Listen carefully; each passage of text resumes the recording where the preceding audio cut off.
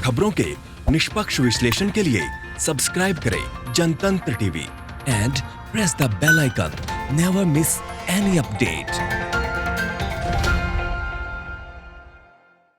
नमस्कार, जनतंत्र टीवी देख रहे हैं आप। आपके साथ मैं हूं अंशु पवार। रुक करेंगे खबरों की ओर और सबसे पहले एक बड़ी खबर का रुख कर लेते हैं जो आ रही है मध्य प्रदेश से। आपको बता दें कि मध्य प्रदेश में 2 से ज्यादा हथियार रखने पर प्रतिबंध रखा गया है और ऐसा फैसला लिया गया है शासन की तरफ से। आपको बता दें कि शासन का आदेश ना मानने पर शस्त्र लाइसेंस कैंसिल कर दिया जाएगा। लाइसेंस धारकों को 29 जून तक पोर्टल पर दर्ज करानी होगी जानकारी। मध्य प्रदेश में अनलॉक में बढ़ सकते हैं अपराध, ये भी एक बड़ी खबर है, उसकी भी आपको जानकारी देंगे। लेकिन इस वक्त की जो बड़ी खबर है वो आपको बता रहे हैं कि जिस तरह से सरकार की तरफ से ये फैसला लिया गया है कि अब जो शासन है उसने ये आदेश दिया है कि जितने भी हथियार हैं उन पर अब प्रतिबंध लगा दिया गया है। मध्य प्रदेश में 2 से ज्यादा हथियार अब नहीं रखे जा सकते हैं। तो शासन का आदेश अगर कोई नहीं मानेगा तो शस्त्र लाइसेंस कैंसिल कर दिया जाएगा। लाइसेंस धारकों को 29 जून तक पोर्टल पर अपनी जानकारी दर्ज करानी होगी। चलिए, एक और बड़ी खबर आ रही है। जिस तरह से हमने बताया कि अब सख्ती के साथ पालन किया जाएगा सभी दिशा निर्देशों का और डीजीपी ने सभी जिला के जो एसपी, आईजी हैं उनको निर्देश जारी कर दिए हैं। आईजी को ज्यादा सतर्कता बरतने के निर्देश दिए गए हैं। घर के अंदर बाहर सीसीटीवी लगवाने की लोगों से अपील की जा रही है। कई जोन में 3000 अपराधियों को सर्विलांस पर डाला भी गया है। तो इस वक्त की बड़ी खबर आपको बता रहे हैं, घर के अंदर और बाहर जितने भी ज्यादा से ज्यादा लोग सीसीटीवी लगवा सकते हैं उनसे सरकार ने अपील की है कि वो लगवाएं। साथ ही मध्य प्रदेश में ज्यादा से ज्यादा शांति बहाल करने की लोगों से अपील की गई है। एक और बड़ी खबर आ रही है, उसका भी रुख कर लेते हैं। मध्य प्रदेश बोर्ड की जो कक्षा है 12वीं, उसकी रद्द हुई परीक्षाएं आज से शुरू हो रही हैं। प्रदेश भर से करीब 1.5 लाख परीक्षार्थी शामिल हो रहे हैं। इनके लिए करीब 3682 परीक्षा केंद्र बनाए गए हैं। भोपाल में 97 परीक्षा केंद्रों पर परीक्षार्थी परीक्षा में शामिल हो रहे हैं। कोरोना संक्रमण के बीच हो रही 12वीं परीक्षाओं की अगर बात की जाए तो कई बड़े बदलाव इसमें किए गए हैं। सोशल डिस्टेंसिंग के साथ साथ परीक्षार्थी परीक्षा में बैठेंगे। इनके बीच 1 से 1.5 मीटर की दूरी रखी जाएगी। पहली पारी में सुबह 9 बजे केमिस्ट्री और दूसरी पाली में दोपहर 2 बजे से भूगोल का पेपर होगा। परीक्षार्थियों को परीक्षा केंद्र पर 1 घंटे पहले पहुंचने की हिदायत दी गई है। आपको बता दें कि कोरोना संक्रमण के चलते लागू लॉकडाउन की वजह से परीक्षाएं बीच में रोक दी गई थी। परीक्षा केंद्र पर परीक्षार्थियों को मास्क लगाना जरूरी किया गया है। तो तमाम दिशा निर्देश मध्य प्रदेश में 12वीं बोर्ड की परीक्षाओं से पहले जारी किए गए हैं। प्रशासन की तरफ से यह सुनिश्चित किया जा रहा है कि जो आज परीक्षाएं होंगी तो उसके दौरान सभी जो शिक्षार्थी होंगे उनको सोशल डिस्टेंसिंग का पालन करना होगा। साथ ही साथ मास्क लगाना बेहद जरूरी होगा। परीक्षा केंद्र पर एंट्री से पहले छात्रों की थर्मल स्क्रीनिंग भी की जाएगी। सर्दी, खांसी, बुखार वाले परीक्षार्थियों के लिए अलग से आइसोलेशन रूम बनाए गए हैं। वहां पर बुखार के लक्षण वाले परीक्षार्थी अलग से परीक्षा देंगे। क्लास तक पहुंचने के लिए एग्जाम सेंटर पर 1 से 1.5 मीटर के गोले बनाए गए हैं। एक रूम में 7 से 8 परीक्षार्थी ही बैठेंगे। छात्र अपने हाथों को सैनिटाइज समय समय पर करते रहेंगे। परीक्षा से पहले और बाद में एग्जामिनेशन सेंटर को सैनिटाइज किया जाएगा। प्रिकॉशंस ऐसे जो हम नॉर्मली अभी तक 2-3 मंथ से हम अप्लाई करते आ रहे हैं, ग्लव्स पहनो, मास्क पहनो, सैनिटाइज़र का यूज़ करो।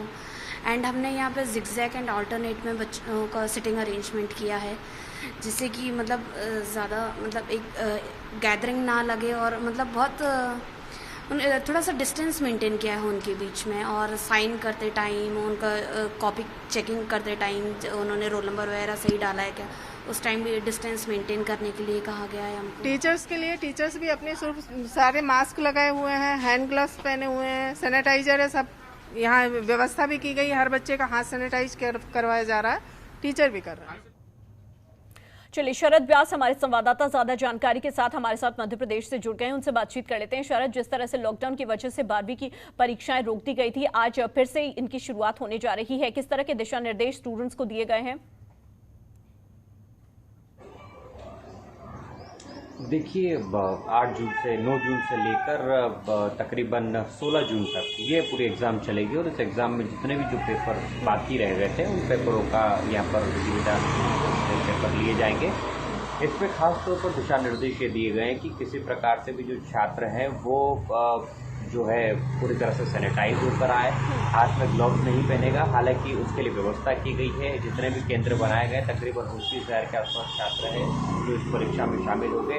वहीं दूसरी चीज़, जितने भी जो चीटिंग करने वाले छात्र हैं उनके लिए भी दिशा निर्देश दिए गए। उनको कहा गया है कि किसी प्रकार से यदि कोई चीटिंग करते पकड़ा जाता है, हालांकि इसमें एक दिशा निर्देश ये भी दिया गया है कि कोई भी शिक्षक किसी भी छात्र के पॉकेट में हाथ नहीं डालेगा, उसको टच नहीं करेगा, क्योंकि टच करने से भी संक्रमण फैल सकता है। और जिसको भी खांसी है उस खांसी वाले छात्र को परीक्षा में बैठने नहीं दिया जाएगा। ये भी सबसे महत्वपूर्ण बात ये कही है। खांसी सर्दी है, यदि उसको लगता है कि थोड़ा बहुत सिम्टम है तो उसको परीक्षा में बैठने नहीं दिया जाएगा। तो अभी तक तो ऐसी कोई सूचना आई नहीं, लेकिन इस तरह की जो मोटे मोटे तौर पर जो एक एहतियात के तौर पर जो दिशा निर्देश होते हैं उसका पालन करवाया जाएगा। एक जो 2 गज की जो बात यहाँ पर कही है, 1 से 2 गज की दूरी रहेगी एक छात्रों के बीच में।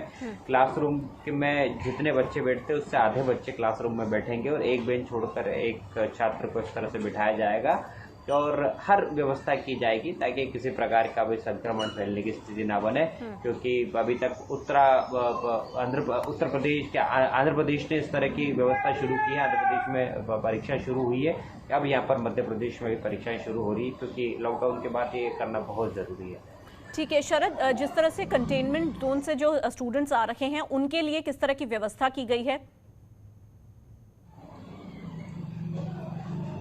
देखिए, जितने भी छात्र, जैसे कि मैंने पूर्व बताया कि जिस भी छात्र को जो कंटोनमेंट एरिया है, अब देखिए कंटोनमेंट एरिया को जस्टिफाई करना, हालांकि प्रदेश में देखेंगे तो तकरीबन 927 कंटोनमेंट एरिया, लेकिन जो पिछले 10 दिनों के अंतर्गत जो लॉकडाउन अनलॉक हुआ है उसके बाद से जो संख्या है वो कंटोनमेंट एरिया की और ज़्यादा बढ़ गई है। तो अब जो भी छात्र जिसके अंदर सर्दी, खांसी, हल्का फुल्का बुखार, जो टेम्परेचर जो नापने की मशीन में जिसमें दर्ज होता है, तो उसको एग्जाम में बैठने नहीं दिया जाएगा, उसको तत्काल प्रभाव से चिकित्सा की व्यवस्था की जाएगी। तो ये सबसे महत्वपूर्ण चीज़ है कि यदि एग्जाम देनी है तो आपको स्वस्थ रहना होगा, स्वस्थ रहने के साथ साथ ही आपको एग्जाम हॉल में प्रवेश दिया जाएगा। तो जो कंटोनमेंट एरिया से आएंगे उनके साथ भी यही प्रक्रिया लागू है।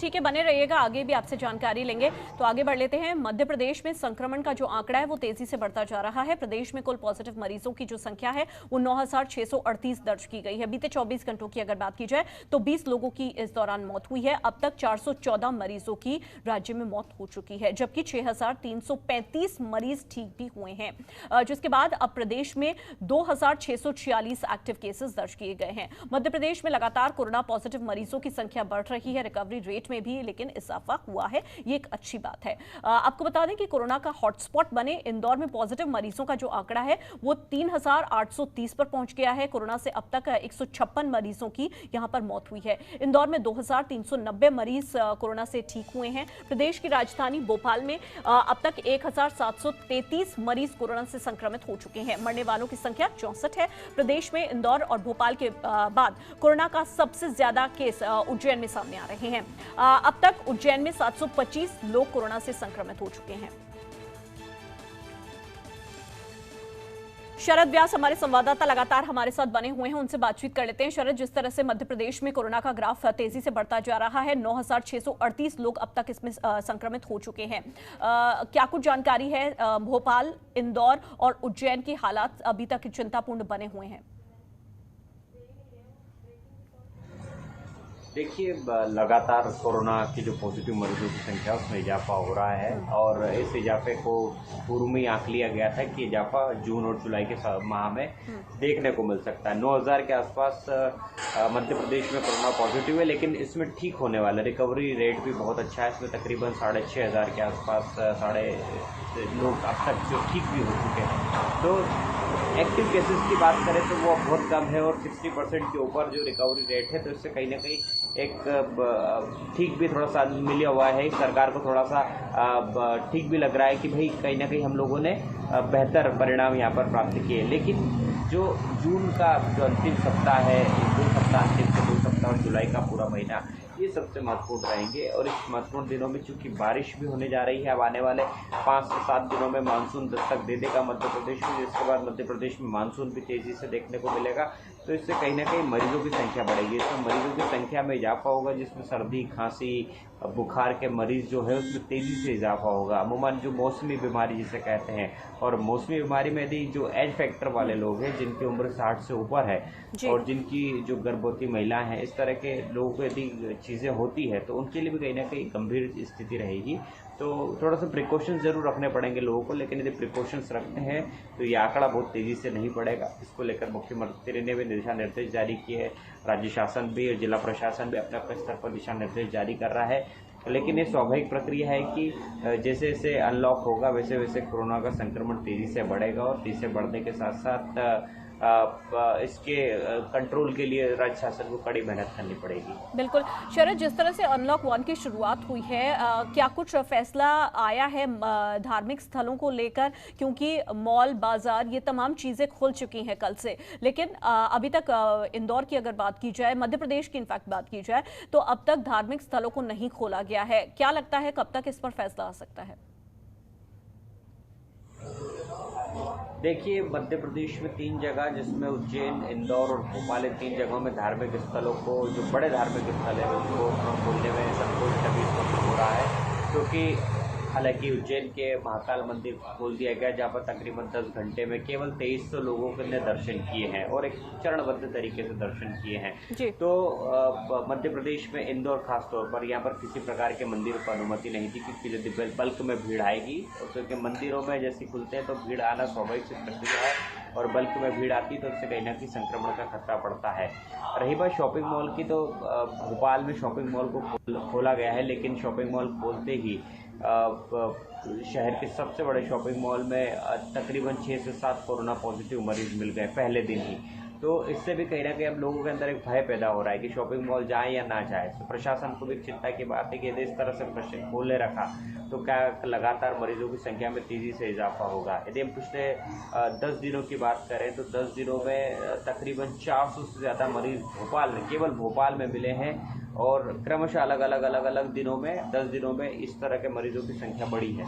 तो ये भी एक चिंता का विषय है कि यदि इस तरह से लगातार संख्या बढ़ती गई तो फिर इनका चिकित्सकीय व्यवस्था का किस तरह से व्यवस्था की जाएगी। अस्थायी चीज़ों की व्यवस्था है, लेकिन केवल भोपाल ही नहीं, भोपाल के अलावा 53 जिले हैं मध्य प्रदेश में, और यदि सब जगह ऐसी स्थिति हो जाएगी तो बहुत ज़्यादा समस्या राज्य शासन या जिला प्रशासन के सामने होगी। ठीक है, आप नजर बनाए रखिएगा शरद, आपसे दोबारा से अपडेट लेंगे। मध्य प्रदेश में जल्द ही 24 विधानसभा सीटों पर उपचुनाव होने वाले हैं, और ऐसे में राजनीतिक पार्टियों में जुबानी जंग तेज हो गई है। कांग्रेस की तरफ से लगातार हो रहे जुबानी हमले के बाद अब मुख्यमंत्री शिवराज सिंह चौहान ने भी पलटवार किया है। बीजेपी नेता ने बीती कमलनाथ सरकार और दिग्विजय सिंह पर जमकर निशाना साधा और कांग्रेस के लगाए आरोपों का भी जवाब दिया।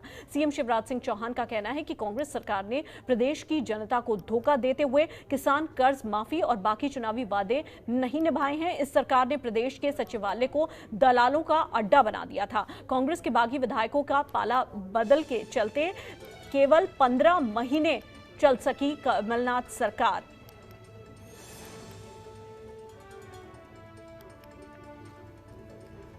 तो उपचुनावों से पहले राजनीति तेज होती जा रही है मध्य प्रदेश में। शिवराज ने कांग्रेस के आरोपों पर भी पलटवार किया है। उन्होंने कहा कि सरकार ने प्रदेश के सचिवालयों को दलालों का अड्डा बना दिया है। कांग्रेस ने 15 महीनों में जनता को परेशान कर दिया है।